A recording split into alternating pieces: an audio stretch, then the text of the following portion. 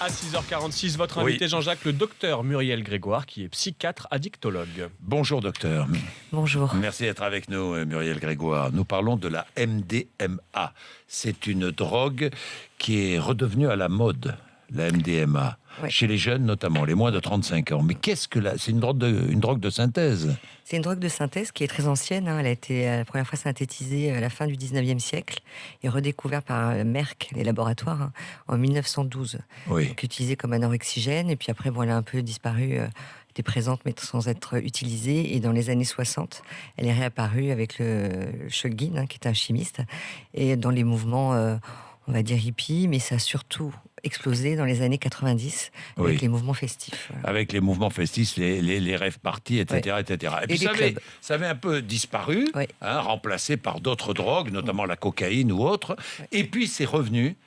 Maintenant, on en trouve absolument partout. Ça coûte pas très cher, je crois. C'est ça, ça coûte pas très cher. Vous pouvez avoir des grammes qui peuvent aller selon si vous connaissez des gens ou pas, de 30 € jusqu'à 80 €. Mais sachant que dans un gramme, vous faites plusieurs, ce qu'on appelle des parachutes, en tout cas plusieurs C'est quoi, prises. parachute?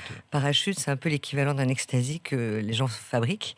Ils prennent un petit peu de poudre et ils le mettent dans une espèce de feuille, qui peut être des feuilles à rouler. Oui. Et après, ils l'avalent. Voilà. C'est principalement la prise, elle est comme ça. Et quels sont les effets? Alors, les effets, il y a plusieurs effets, évidemment, qui sont recherchés. Alors, les effets sont déjà assez longs, contrairement, par exemple, à la cocaïne. Ça peut durer plusieurs heures. Ça peut durer de 2 à 3 heures jusqu'à même 6 heures environ. Les effets recherchés principaux, c'est l'empathie. C'est un peu d'euphorie, c'est du bien-être. C'est une impression comme ça de bonheur, de partage avec les autres. Donc, Oui. c'est vrai que je pensais à ça ce matin en arrivant, et dans des mondes, des fois, qui sont un petit peu difficiles, c'est vrai que ça peut donner l'impression d'un monde de bisounours, juste le temps effectivement, de la Oui. molécule. Mais, Le temps de l'effet de la Le temps de molécule. l'effet, Et après? alors après, il y a ce qu'on appelle la descente, Oui. qui va être plus ou moins difficile en fonction des gens. Clairement, on n'est pas égaux, quel que soit le produit d'ailleurs, on n'est pas égaux dans les effets et non plus devant les post-effets, on va dire. Donc Oui. la descente, ça va être une impression un peu de déprime, qui peut être mineure. Elle arrive plutôt le 2e, 3e jour. Ça s'explique au niveau des récepteurs.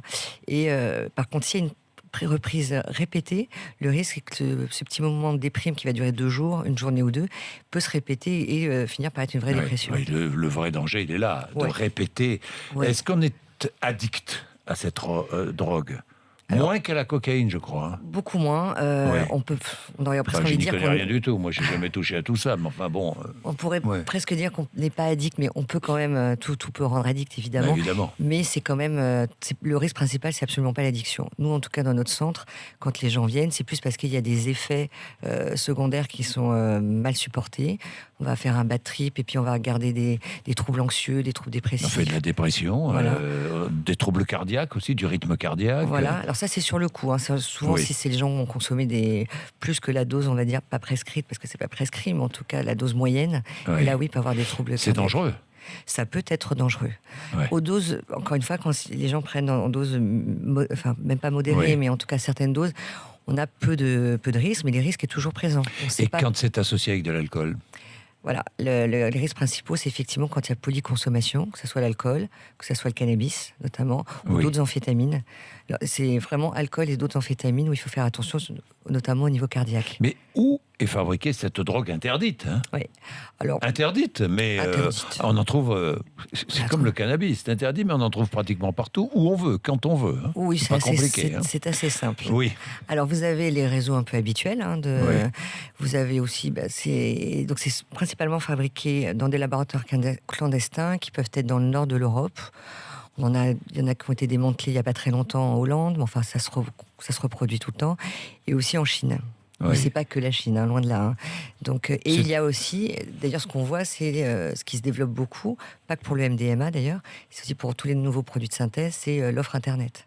l'offre Avant- Internet, oui. C'est un produit chimique, C'est un produit chimique. purement chimique, hein, Alors- rien de naturel là-dedans. Alors, purement chimique, mais c'est vrai qu'il y a quand même une base qu'on appelle le phrasol, qu'on trouve en fait principalement en Asie, qui dépend d'une plante. Et c'est issu de ça. Et après par Ouais. contre, c'est que une synthèse chimique, évidemment. Oui,